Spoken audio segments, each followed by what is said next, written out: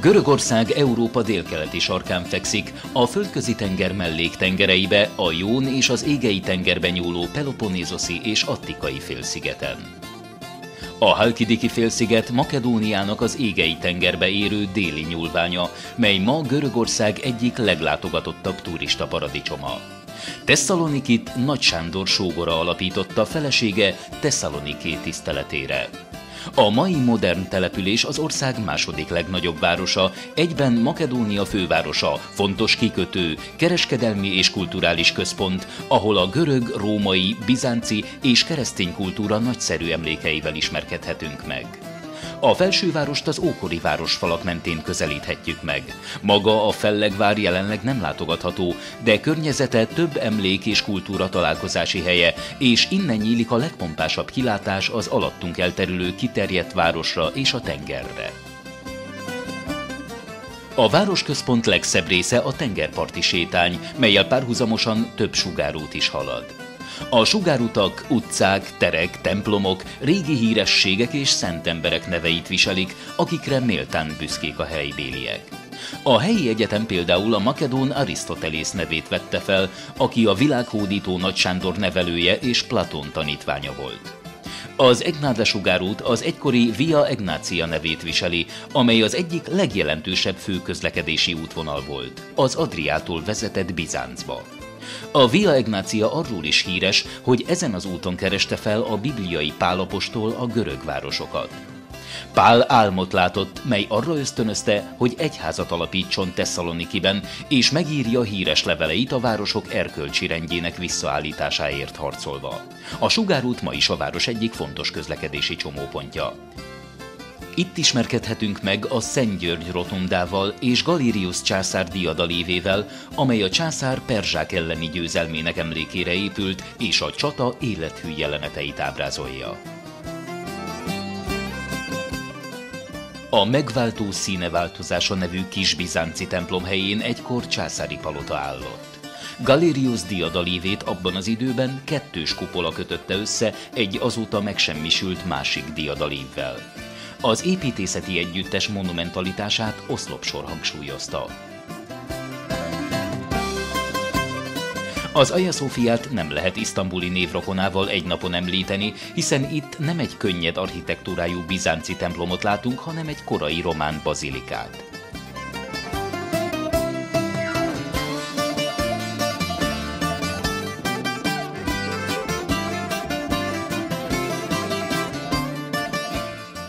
A városban természetesen számos további templomot is meglátogathatunk, de legérdekesebb az Hagia Paraskevi, amely egy római villa helyén épült. A villa mozaik padlójának egy részlete ma is látható.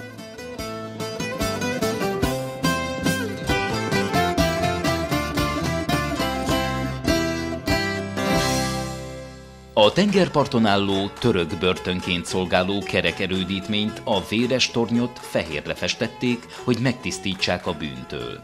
Az egykori velencei erőd impozáns maradványa ma a Fehér Torony névre hallgat. Mellette a város parti sétányánál a dicsőséges Nagy Sándor lovas szobra. A város jelképének számító kerektoronyban várostörténeti múzeumot rendeztek be.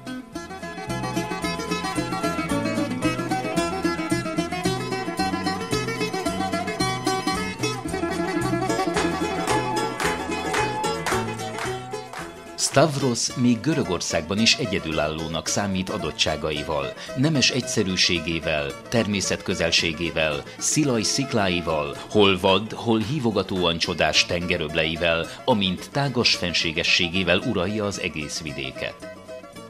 Ez a gyönyörű táj sok nagyszerű, harcedzett férfit adott a világnak, akik a megfelelő történelmi pillanatban bizonyították bátorságukat és rátermettségüket, ezzel gazdagítva az emberiség történelmi, harcászati, filozófiai és kulturális hagyatékát. E tájon született és nevelkedett a világhódító Nagy Sándor és édesapja II. Philipposz király, a makedón nagyhatalom első kiépítője, a híres görög harcmodor és stratégia, a makedón falanx kitalálója. Makedónia kettejüknek köszönheti szellemi, művészeti, kulturális és tudományos életének felvirágzását. Itt húzódik Kelet-Makedónia hosszan elnyúló fövenyes tengerpartja, a partszakasz szépen kiépített fürdőhelyeivel, Stavrosszal, Asprovaltával, Amfipolisszal. A hely csodája, hogy partjairól tiszta időben Trákiáig is ellátni. A kényelmes, tágas tengeröblök simogató aranyhomokján jól esik a fürdőzés.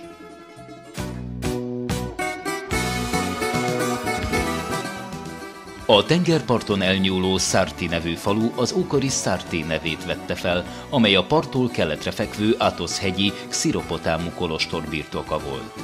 A mai Sartit menekültek építették és formálták át. A lakatlan erdős partvidéket átalakították, megművelték, szőlőt ültettek, tengerre bocsátották csónakjaikat. Látva a végeredményt elmondhatjuk, hogy a festői hely megérte a fáradtságot. A tenger hosszában elnyúló falu ideális hely a pihenésre. Környékén szebbnél szebb tájak váltogatják egymást. Kicsiny és hatalmas fövenyes öblök, itt-ott meghúzódó hófehér sziklák, simogató, égszínkék tenger. Sartiból indulnak az Atosz-hegy felé vezető hajókirándulások. A görögök mindig különleges és bensőséges kapcsolatban álltak a metafizikával. Az egyetemes érvényű gondolatok az egész országot átítatják, s fontos részét képezik a nemzeti öntudatnak. Ez hozta létre az egyedülálló, világtól elzárt Atosz-hegyi kolostor köztársaságot is, melynek megközelíthetetlensége adja különlegességét. Egy 1060-ban kelt császári bulla alapján a terület asszonyoknak, gyermekeknek és nőnemű állatoknak mindmáig tiltva van, de a felnőtt férfiak is csak külön engedéllyel, diamoni trionnal léphetnek be. A sétahajók is csak 500 méterre közelíthetik meg a partot, mivel nőket és gyermekeket is szállítanak. A Szent-hegy a legenda szerint Atosz Gigászról kapta a nevét, aki gigásztársaival egyetemben az olimposzi istenek hatalmára áhítozott. A küzdelemben az egyik isten ellenfelére dobta a hegyet, amelyet a mai domborzat is hülyen bizonyít. Az itt élő szerzetesek hite szerint a szelek sodorták az Atosz-hegyre Szűz Máriát, aki saját kertjévé nyilvánította a hegyet, ahová más nők be sem tehetik a lábukat. Az itt lakók szervezett közösségi csoportokban, kolostori rendszabályokat követő remete közösségekben élnek. A félszigeten eredetileg 20 kolostort építettek, és egy kartában megtiltották továbbiak alapítását. A sziget megközelíthetetlen részein számos klastromot, remetelakot és sziklába vájt barlangot is láthatunk. Hajóútunkról Sikia Beach partjaira térünk meg fürdőzni, pihenni, ebédelni.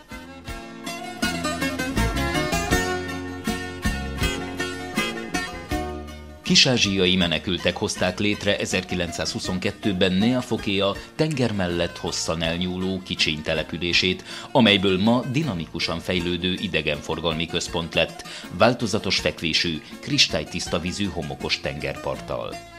A kereszténység elterjedésére vonatkozó hagyomány egyik emléke a híres Szent Pál forrás. A város különféle pontjairól jól látható a partmenti dombon álló Szent Pál torony. A tornyot 1407-ben építették, hogy északi irányból és kelet felől védje a Kasszandra-félsziget bejáratát, valamint azért is, hogy őrizze az Ajupavlu kolostori birtokot. A birtok többi épületéből mindössze egy kápolna maradt fenn. Görögországban számunkra feltűnően nyugodtan folyik az élet, és a görögök rendelkeznek azzal a páratlan képességgel, hogy örülni tudnak az élet apró ajándékainak. Talán ezért is vonz bennünket ennyire ez az ország, és szinte ösztönösen igyekszünk ellesni a görög emberek titkait. Bármerre utazunk is az országban, lépten nyomon valamilyen mitológiai történettel találkozhatunk. Nem véletlen, hiszen a legendák földjén járunk. A híres Olimposz-hegyet a mitológiából úgy ismerjük, mint a 12 főbbisten állandó lakhelyét. 52 csúcsa van, magas fennsíkokkal, barlangokkal, kis tavakkal, forrásokkal, sok-sok növényjel, amelyből 23 olyan növényritkaság, amely csak itt található meg. Legmagasabb csúcsa, a Mitibas 2917 méteren van, a felhőtakaró felett. Tavasszal és ősszel gyakran köd lepi el a hegyoldalakat, nyáron pedig felhőszakadások mossák. A legnagyobb nyári kánikulában is vannak hóborította részei. A hegy védett nemzeti park, ahol tilos a vadászat, a síelés, a kempingezés, egyedül a hegymászás megengedett. A túrák a hegylábánál lévő Litohorozból indulnak, ahonnan 2000 méterig visz fel turistaút, útközben menedékházakkal. Innen még 3 órás út van hátra a csúcsig, de ezt már csak tapasztalt hegymászóknak ajánlják. Ha a csúcs megmászásától el is tekintünk, még akkor is felejthetetlen látványosságban lehet részünk a hegyről letekintve. Rendezett látványt nyújtó lakott településeken és az égei tenger gyönyörű, azurkék vizén pihentetve szemünket. Az Olymposzt magunk mögött hagyva délre, a tenger felé haladva, tölgyek által sűrűn benőtt hegyoldalában megpillanthatjuk Palatamonas középkori várát, melyet egy legenda alapján Xtrotis Oreasnak, a gyönyörű nővárának hívnak. A várat a bizánci és frank építészet jegyei jellemzik. Falai sokszögletűek, kiugró tornyokkal és bástyafalakkal, apró kövekkel. Bejáratait és belső udvarát több négyszögletes bástya védi. A Tempi-völgy Makedóniát és Thesszáliát választja el az Olymposz és Ossa hegy között. A 10 km hosszúságú, keskeny és mély szakadék már az ókorban is híres volt. A mítoszok szerint Poszeidón tengeristen mérgében vágta ketté a hegyet. A völgyben rengeteg forrás található, és mivel a környéken ritka kincs a víz, ezt az istenek ajándékának tekintették, hálából róluk nevezték el. A leghíresebbek Daphné nimfa forrása, Aia Paraskevi forrása, amely a szembetegségeket gyógyítja, és Afrodité forrása, amely a néprege szerint visszaadja a szépséget és fiatalságot. A mítosz szerint Apollón a sárkány legyőzése után ide a Piniosz folyó vizébe jött megtisztulni. A völgy és temploma híres zarándokhely.